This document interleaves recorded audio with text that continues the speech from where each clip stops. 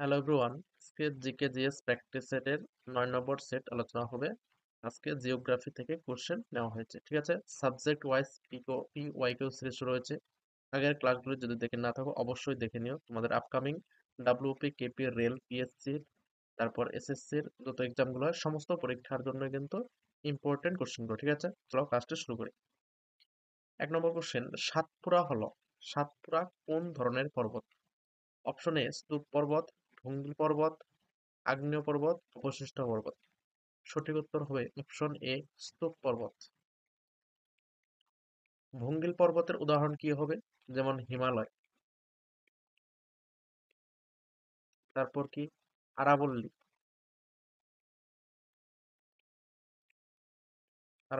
এগুলো হচ্ছে ভঙ্গিল পর্বত। হিমালয় হলো নবীন এবং আরাবল্লী হলো প্রাচীন। তবে অনেক ক্ষেত্রে আরাবল্লীকে ক্ষয়জাত পর্বত বলা হয়। ক্ষয়জাত পর্বত বলা হয়, ঠিক আছে। নেক্সট, 2 নম্বর কোশ্চেন, গুজরাটের প্রধান বন্দর হলো পোরবন্দর, সুরাট, ওখা, কান্ডালা। সঠিক উত্তর হবে অপশন ডি কান্ডালা। পরবর্তী কোশ্চেন, ভারতের সর্বোচ্চ শৃঙ্গ হলো মাউন্ট এভারেস্ট, কাঞ্চনজঙ্ঘা, গডওয়িন অস্টিন বা কেটু, নাঙ্গা পর্বত। এখানে সঠিক উত্তর হবে গডওয়িন অস্টিন বা কেটু।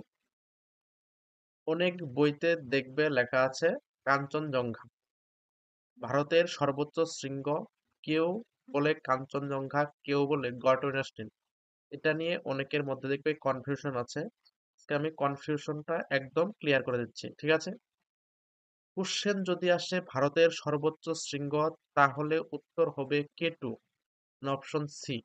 যদি বলে ভারতে হিমালয়ের হিমালয়ের সর্বোচ্চ শৃঙ্গ,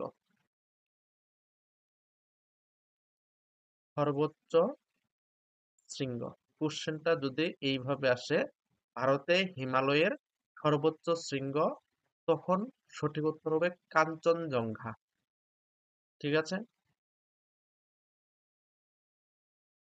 কাঞ্চনজঙ্ঘা, এই হিমালয়ের কথাটা উল্লেখ থাকে। যদি হিমালয়ের কথা উল্লেখ থাকে তাহলে সর্বোচ্চ শৃঙ্গ হবে কাঞ্চনজঙ্ঘা।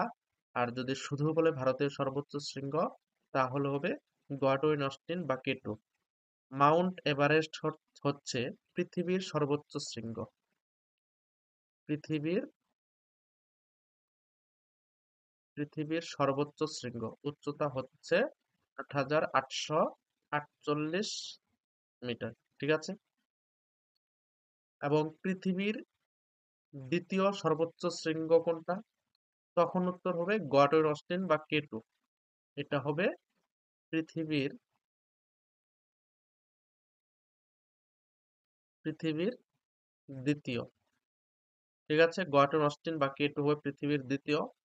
এবং পৃথিবীর তৃতীয় কোনটা হবে? কাঞ্চনজঙ্ঘা। কাঞ্চনজঙ্ঘা হবে পৃথিবীর তৃতীয়। তাহলে ভারতের সর্বোচ্চ শৃঙ্গ হলো গডওয়িন অস্টিন। যদি বলে ভারতের দ্বিতীয়, তাহলে হবে কাঞ্চনজঙ্ঘা হবে ভারতের মধ্যে দ্বিতীয়। ভারতের দ্বিতীয় সর্বোচ্চ শৃঙ্গ। একটু খাতায় নোট করে নিতে পারো। প্রচুর কনফিউশন কোশ্চেন গুলিয়ে যায় পরীক্ষার সময়, ঠিক আছে। আমি আরেকবার বলে দিচ্ছি। পৃথিবীর সর্বোচ্চ শৃঙ্গ মাউন্ট এভারেস্ট। পৃথিবীর দ্বিতীয় সর্বোচ্চ শৃঙ্গ গডওয়িন অস্টিন বা কেটু। পৃথিবীর তৃতীয় সর্বোচ্চ শৃঙ্গ হচ্ছে কাঞ্চনজঙ্ঘা। এবার আসি ভারত।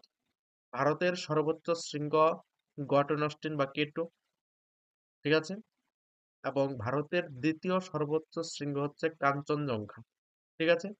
যদি বলে ভারতে হিমালয়ের সর্বোচ্চ শৃঙ্গ, তখন উত্তর হবে আবার কাঞ্চনজঙ্ঘা, ঠিক আছে। নেক্সট, শিবসমুদ্রম জলপ্রপাত কোন নদীতে অবস্থিত? শিবসমুদ্রম জলপ্রপাত কোন নদীতে অবস্থিত? সঠিক উত্তর হবে অপশন এ কাবেরী। কাবেরী নদী কোথায় অবস্থিত? তামিলনাড়ুতে। তামিলনাড়ুতে অবস্থিত কাবেরী নদীতে শিব সমুদ্রম জলপ্রপাত আছে। ঠিক আছে। পরবর্তী কোশ্চেন, ভারতের চা উৎপাদনে রাজ্যের মধ্যে কোন স্থানটি প্রথম? পশ্চিমবঙ্গ, অসম, কর্ণাটক, তামিলনাড়ু। সঠিক উত্তর হবে অসম। কর্ণাটক হবে কফির ক্ষেত্রে প্রথম। ঠিক আছে, কফির ক্ষেত্রে প্রথম হবে কর্ণাটক এবং চায়ের ক্ষেত্রে প্রথম হলো অসম। ভদ্রাবতীর লৌহ ইস্পাত কেন্দ্রে আকরিক লোহা আসে ড্যাশ থেকে, মানে কোথা থেকে? এখানে সঠিক উত্তর হবে অপশন এ, বাবা বুদান পাহাড় থেকে। পরবর্তী কোশ্চেন, আধুনিক শিল্প দানব বলা হয় কোন শিল্পকে? মোটর গাড়ি নির্মাণ, লৌহ ইস্পাত, পেট্রো রাসায়নিক, জাহাজ নির্মাণ। এখানে সঠিক উত্তর হবে অপশন সি, পেট্রো রাসায়নিক। পেট্রো রাসায়নিক শিল্পকে আধুনিক শিল্প দানব বলা হয়। পরবর্তী কোশ্চেন, কাথিয়া ওয়ার উপদ্বীপ অবস্থিত কোন রাজ্যে? এখানে সঠিক উত্তর হবে অপশন ডি, গুজরাট রাজ্যে। গুজরাট রাজ্যে কাথিয়া ওয়ার উপদ্বীপ অবস্থিত। পরবর্তী কোশ্চেন, ভারতে কোন মাসে দিনের দৈর্ঘ্য সব থেকে বেশি হয়? December, September, June, March. ডিসেম্বরে সব থেকে ছোট হয়। ঠিক আছে, এবং তারিখটা যদি আসে তখন হবে 22শে ডিসেম্বর। 22শে ডিসেম্বর দিনের দৈর্ঘ্য সবচেয়ে ছোট। ঠিক আছে, এবং সবচেয়ে বড় দিন হচ্ছে জুন, অর্থাৎ 21শে জুন। 21শে জুন দিনের দৈর্ঘ্য সবচেয়ে বড়। কর্কট ক্রান্তি রেখার উপর সূর্যের কিরণ লম্বভাবে দেয় 21শে জুন। 21শে জুন দিনের দৈর্ঘ্য সবচেয়ে বেশি হয়, এবং সেটা কোন গোলার্ধে অবস্থিত? উত্তর গোলার্ধে। ঠিক আছে, কারণ আমাদের ভারত হলো উত্তর গোলার্ধে অবস্থিত। উত্তর গোলার্ধে অক্ষাংশ অনুযায়ী আমাদের ভারত উত্তর গোলার্ধে অবস্থিত, তাই আমাদের ভারতের ক্ষেত্রে 21শে জুন হবে। ঠিক আছে, এটা উত্তর গোলার্ধে। এবং দক্ষিণ গোলার্ধে কিন্তু এর বিপরীত হয়, কারণ দক্ষিণ গোলার্ধে 21শে জুন দিনের দৈর্ঘ্য সবচেয়ে ছোট হয় এবং 22শে ডিসেম্বর দক্ষিণ গোলার্ধে দিনের দৈর্ঘ্য সবচেয়ে বেশি হয়। ঠিক আছে, দক্ষিণ গোলার্ধে। এবং 21শে জুন এই তারিখ, 21শে জুন এই তারিখটাকে কি বলা হয়? কর্কট সংক্রান্তি। কর্কট সংক্রান্তি রেখার উপর সূর্য লম্বভাবে কিরণ দেয়, সেজন্য বলা হয় কর্কট সংক্রান্তি। 21শে জুন। এখানে আরেকটা পয়েন্ট বলে দিচ্ছি, 21শে মার্চ। 21শে মার্চ এটাকে বলা হয় মহাবিষুব।